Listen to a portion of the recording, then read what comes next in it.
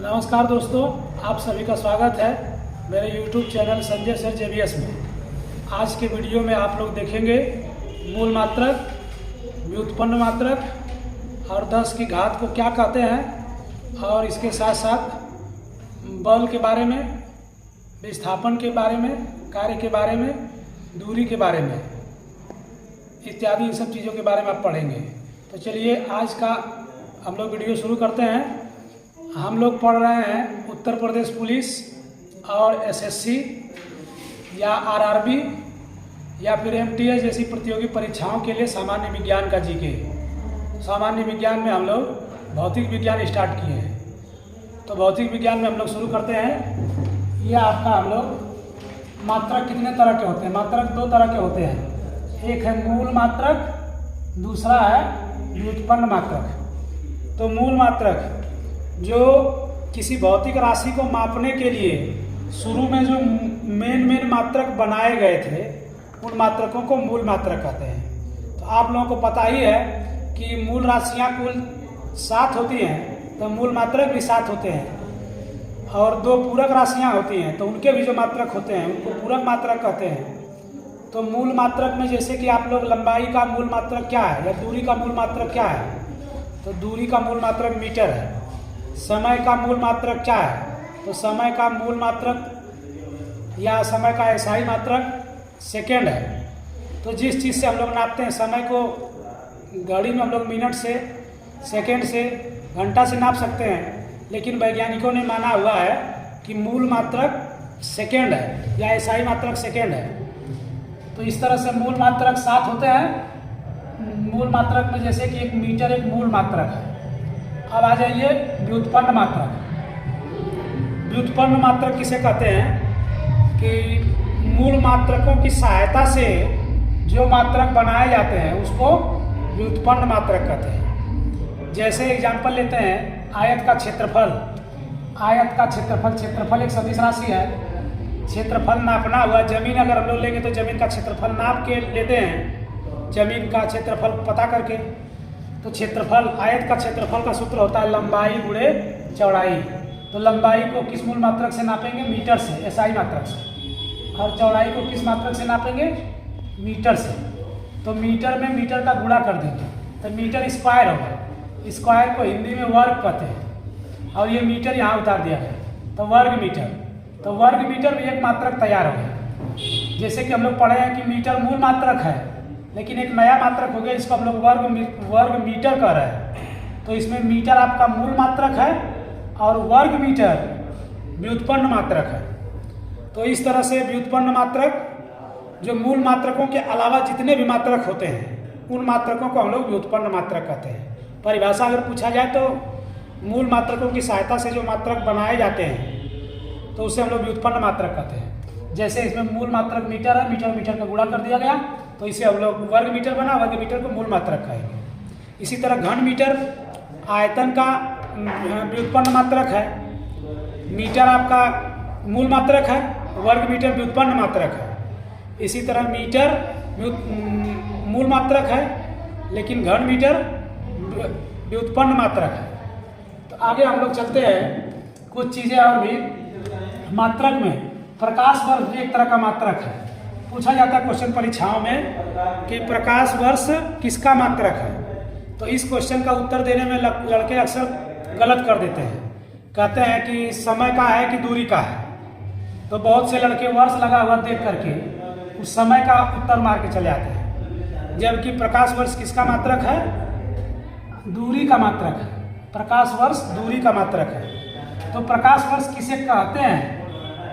तो प्रकाश द्वारा अंतरिक्ष में 1 वर्ष में चली गई दूरी को, प्रकाश द्वारा अंतरिक्ष में 1 वर्ष में चली गई दूरी को प्रकाश वर्ष कहते हैं। इसका मतलब प्रकाश वर्ष किसे कहते जान गए आप लोग? ये भी क्वेश्चन पूछा जाता है परीक्षाओं में बहुत ही, कि एक प्रकाश वर्ष में कितने मीटर होता है। तो एक प्रकाश वर्ष को लाइट ईयर भी कहते हैं। एक LY बराबर 9.46 × 10⁻15 मीटर। इसको 9.46 को अगर 10 मान लें तो 10⁻15 और 1 घात ये 10⁻16 मीटर भी कहा जाता है लगभग में। एक प्रकाश वर्ष में कितना मीटर? 10⁻16 मीटर। कितना किलोमीटर? तो इसमें से 3 घात हटा दीजिए तो 10 घाते 13 किलोमीटर। तो एक प्रकाश वर्ष में कितना मीटर, एक क्वेश्चन, एक प्रकाश वर्ष में कितना किलोमीटर दूसरा क्वेश्चन। ऐसा प्रतियोगी परीक्षा में पूछा जाता है। पुलिस में भी पूछ सकते हैं क्योंकि उतना कठिन भी नहीं है, उतना आसान भी नहीं है, लेकिन आरआरबी और एमटीए जैसी परीक्षाओं में ऐसे क्वेश्चन ज़्यादा पूछे जाते हैं। नेक्स्ट क्वेश्चन आ जाइए, पारसेक। क्वेश्चन पूछा जाता है कि दूरी का सबसे बड़ा मात्रक क्या है। तो अभी तक का जो वैज्ञानिकों ने मात्रक बनाया है, दूरी का सबसे बड़ा मात्रक है पारसेक। तो एक पारसेक में कितने प्रकाश वर्ष होते हैं? तो 3.26 इसको हम 3.25 पढ़ सकते हैं। 3.25 प्रकाश वर्ष होते हैं। एक पारसेक में 3.25 प्रकाश वर्ष होते हैं। ये भी पूछा जाता है कि एक प्रकाश वर्ष में कितना मीटर होते हैं। तो एक प्रकाश वर्ष में 3.08 और गुणे 10 घाते 16 को वाला। तो एक पारसेक में 3.08 गुणे 10 घाते 16 मीटर होते हैं। मतलब हम लोग ये कह सकते हैं एक पारसेक में 3 प्रकाश वर्ष लगभग होता है। इसके बाद है आपका बल। बल किसे कहते हैं? तो बल की परिभाषा आपका है कि बल वह बाह्य कारक है जो किसी वस्तु के अवस्था को परिवर्तित कर देता है या परिवर्तित करने का प्रयास करता है, उसे हम लोग बल कहते हैं। जैसे कोई अगर एक साइकिल चल रही है, उसको हम लोग पीछे से अगर कैरियर पकड़ लें तो साइकिल गति की अवस्था से चलती हुई साइकिल रुक जाएगी, विराम अवस्था में चली जाएगी। तो वह बाह्य कारक जो किसी वस्तु की अवस्था को परिवर्तित कर दे, उसे हम लोग बल कहते हैं। बल के बारे में न्यूटन की वो कहानी याद है आप लोगों को। बल की परिभाषा न्यूटन के नियम से आती है, उस पर हम लोग बाद में चर्चा करेंगे। तो न्यूटन जो बैठा हुआ था बाग में, उसके ऊपर सेब गिरा, तो वह उसी ने नियम बनाया न्यूटन ने, वहीं से बल की परिभाषा मिली। अब हम लोग आते हैं कि बल का मात्रक क्या होता है। तो बल के 2 मात्रक होते हैं। एक होता है डाइन सीजीएस मात्रक है, और दूसरा है न्यूटन एमकेएस मात्रक या एसआई मात्रक है। तो एसआई मात्रक ज़्यादा यूज किया जाता है आज के समय में, लेकिन फिर भी पूछा जाता है परीक्षाओं में कि डाइन किसका मात्रक है। ये भी पूछा जाता है कि 1 न्यूटन में कितना डाइन। तो 1 न्यूटन में 10 घाते 5 डाइन। अगर आप उत्तर प्रदेश के लोग होंगे तो आप लोग जानते होंगे कि डाइन और चुरैन भोजपुरी बोलचाल में अक्सर बोला जाता है कि एक चुरैन धैले है, एक डाइन धैले है। तो आप लोग जान लीजिए कि डाइन किसका मात्रक है? बल का सीजीएस मात्रक है। हालांकि इस डाइन से वो भूत वाले डाइन में अंतर है। आगे आ जाते हैं हम लोग कार्य की परिभाषा हम लोग बाद में लिखेंगे। अगर हम लोग इसमें चलते हैं, कार्य का मात्रक क्या होता है? जूल होता है। जूल एसआई मात्रक होता है और अर्ग भी होता है, और उसका सीजीएस मात्रक होता है। तो पूछा जाता है 1 जूल में कितने अर्ग होते हैं? 1 जूल में 10 घाते 7 अर्ग होते हैं। इसके बाद है घातों के प्रतीक। अगला टॉपिक घातों के प्रतीक है। ये कठिन परीक्षाओं में पूछा जाता है। एसएससी जैसी परीक्षाओं में, पुलिस में ये सब पूछने की संभावना बहुत कम होती है, लेकिन इसमें से का क्वेश्चन बनते हैं पुलिस के लिए। 10 घाते -18 को फिजिक्स में एटो कहते हैं, स्मॉल ए से दिखाते हैं। 10 घाते -15 को फेमटो कहते हैं, स्मॉल एफ इसका प्रतीक है। 10 घाते -12 को पिको कहते हैं। 10 घाते -9 को नैनो कहते हैं, और 10 घाते -6 को माइक्रो कहते हैं। इसको म्यू से दर्शाते हैं। ये म्यू एक ग्रीक अक्षर है।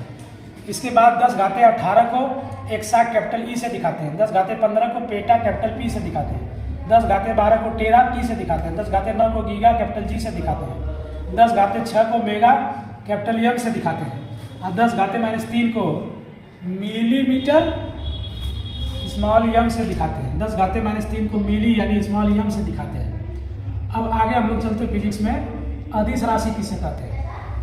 तो दोस्तों, आप लोग पिछला वीडियो आप लोगों ने मेरा देखा होगा। तो पिछला वीडियो मैंने भौतिक विज्ञान शुरुआत से पढ़ाया हुआ है। तो उसमें मैंने भौतिक राशि के बारे में बताया हुआ है, और भी बहुत सी बातें बताई हैं। मूल मात्रकों के बारे में बताया मैंने। मूल मात्रक से बहुत से क्वेश्चन पूछे जाते हैं। अगर आपने वो वीडियो नहीं देखा है तो मेरे चैनल को सब्सक्राइब कर लीजिए और नोटिफिकेशन ऑल को दबा लीजिए। इससे क्या होगा कि आपके मेरे सारे वीडियो आपको नज़र आएंगे, आप उसमें देख लीजिएगा वीडियो। अभी 1-2 दिन पहले का ही चढ़ा हुआ है। तो अदिश राशि किसे कहते हैं? अदिश राशि तो वे भौतिक राशियाँ जिनमें दिशा नहीं होती है, उसे अदिश राशि कहते हैं। अदिश का मतलब न दिश आप समझ सकते हैं। वे भौतिक राशि हैं जिसमें दिशा नहीं होती है, केवल परिमाण होता है, केवल परिमाण होता है, परिमाण की अंग्रेजी मैग्नीट्यूड होती है। वे भौतिक राशियां जिनमें केवल परिमाण होता है, दिशा नहीं होती है, उसे अदिश राशि कहते हैं। अदिश का मतलब न दिश, मतलब दिशा नहीं। इसके बाद है सदिश राशि। सदिश राशि, सदिश राशि को हम लोग कहते हैं कि जिन भौतिक राशियों में दिशा और परिमाण दोनों होता है उसे सदिश राशि कहते हैं। दिशा और परिमाण दोनों होता है उसे सदिश राशि कहते हैं। तो अदिश राशियों का याद करने का ट्रिक मैंने अपने चैनल पे बनाया हुआ, उसको देख लीजिएगा, याद हो जाएगा। सदिश राशियों का भी ट्रिक मैंने बनाया हुआ अपने चैनल पे, उसको भी देख लीजिएगा। अगर आप सब्सक्राइब करिए रहेंगे तो आपको नजर आएगा। इसके बाद है नेक्स्ट भौतिक राशि है दूरी। दूरी किसे कहते हैं? किसी वस्तु द्वारा चले गए मार्ग की लंबाई को, किसी वस्तु द्वारा चले गए मार्ग की लंबाई को क्या कहते हैं? दूरी कहते हैं। इसका एसआई मात्रक क्या होता है? मीटर होता है। विस्थापन किसे कहते हैं? किसी वस्तु द्वारा एकांक समय में किसी निश्चित दिशा में चली गई दूरी को विस्थापन कहते हैं। या दो बिंदुओं के बीच के न्यूनतम दूरी को विस्थापन कहते हैं। तो पूछा जाता है कि विस्थापन सदिश है कि अदिश है? तो विस्थापन एक सदिश है जबकि दूरी अदिश है। दोनों का मात्रक मीटर होता है। विस्थापन का मात्रक भी मीटर होता है, दूरी का मात्रक भी मीटर होता है, लेकिन विस्थापन सदिश है जबकि दूरी अदिश है। आगे है चाल। एकांक समय में चली गई दूरी को चाल कहते हैं। चाल बराबर दूरी बटे समय लिखते हैं। चाल बराबर दूरी बटे समय लिखते हैं। तो यहाँ नीचे समय है तो नीचे एकांक आ जाएगा, शब्द में एकांक आ जाएगा। एकांक समय में चली गई दूरी को चाल कहते हैं। तो चाल का मात्रक पूछा जाता है। दूरी का मात्रक होता है मीटर और समय का मात्रक होता है सेकेंड। तो मीटर बटे सेकेंड को हम लोग ऐसे लिख सकते हैं, मीटर बटे सेकेंड। इसको हम लोग सामान्यतः ऐसे पढ़ते हैं, मीटर प्रति सेकेंड। तो मीटर प्रति सेकेंड चाल का मात्रक है। तो विस्थापन का मात्रक भी आपका मीटर प्रति सेकेंड ही होता है। विस्थापन का मात्रक भी मीटर प्रति सेकेंड होता है, लेकिन विस्थापन सदिश है और जबकि चाल अदिश है। तो आज हम लोग जो है कि आज के वीडियो में इतना ही, फिर हम लोग मिलेंगे अगले वीडियो में। तो आप लोगों ने ये मेरा आज का वीडियो कैसा लगा आप लोग एक कमेंट कर दीजिएगा। अगर कोई कमी रह गई हो तो उसको बता दीजिएगा ताकि मैं आगे जो वीडियो बनाऊँ उसमें सुधार कर सकूँ। और अगर आपको लगा और कि वीडियो ठीक बना है तो आप ये वीडियो को लाइक कर दीजिएगा और सब्सक्राइब भी कर दीजिएगा। और अगर अपने दोस्तों में शेयर भी कर दीजिएगा। दोस्तों, वीडियो बनाने में बहुत मेहनत लगती है, वीडियो बनाने में मेहनत लगती है। तो अगर आप सब्सक्राइब करेंगे और आप शेयर करेंगे तो इससे हम लोगों का हौसला बढ़ेगा और भी मोटिवेशन के साथ हम लोग वीडियो बनाएंगे। तो मिलते हैं अगले वीडियो में, तब तक के लिए धन्यवाद दीजिए। जय हिंद, जय भारत।